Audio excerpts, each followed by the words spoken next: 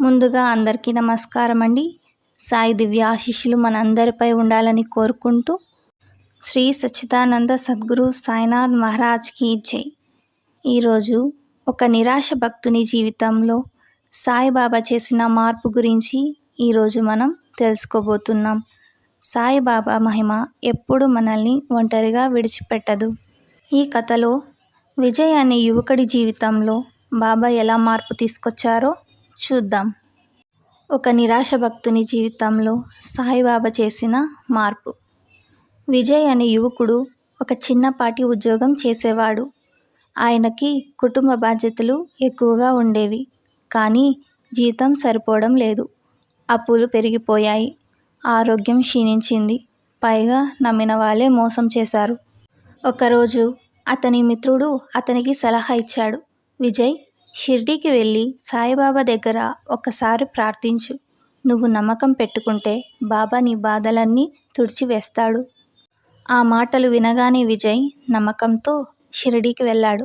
బాబా సమాధి మందిరంలో ప్రార్థించడానికి కూర్చున్నాడు. కానీ తన జీవితంలో మార్పు వస్తుందా అనే అనుమానం అతన్ని వెంటాడింది.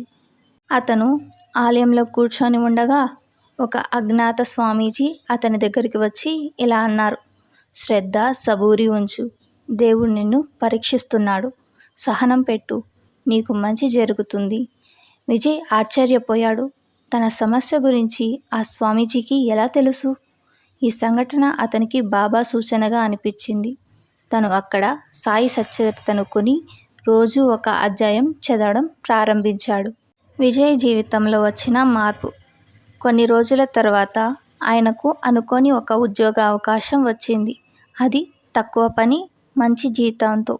ఆర్థికంగా స్థిరపడగానే ఆత్మవిశ్వాసం పెరిగింది, ఆరోగ్యం మెరుగైంది, మరియు అతని మోసం చేసిన వాళ్ళే తిరిగి వచ్చి క్షమాపణ చెప్పారు. అంతా మారిపోయింది. విజయ్ ఇకపై సాయి భక్తుడిగా మారిపోయాడు. ఏ కష్టమైనా వచ్చినా శ్రద్ధ, సబూరి ఉంచడం అలవాటు చేసుకున్నాడు.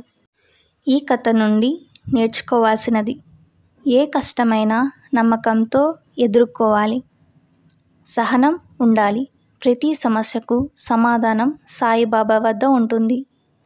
బాబా మన సమస్యలను గుర్తిస్తారు, కానీ మనం ఓర్పుతో ఎదురు చూడాలి. మీరు ఈ కథ విన్నారుగా? మీ జీవితంలో కూడా ఇలాంటి సాయి లీలా అనుభవాలు అనుభూతి చెంది ఉంటే మా కమెంట్ బాక్స్లో కమెంట్ చేయండి. నెక్స్ట్ వీడియో మీ కథను చేసేలాగా మేము ప్రయత్నిస్తాము. ధన్యవాదాలు. మీకు ఈ వీడియో నచ్చితే లైక్ చేయండి, అలాగే మీ ఫ్రెండ్స్కి షేర్ చేయండి. ఇలాంటి మరిన్ని వీడియోస్ కోసం మన ఛానల్ని సబ్స్క్రైబ్ చేసుకోండి.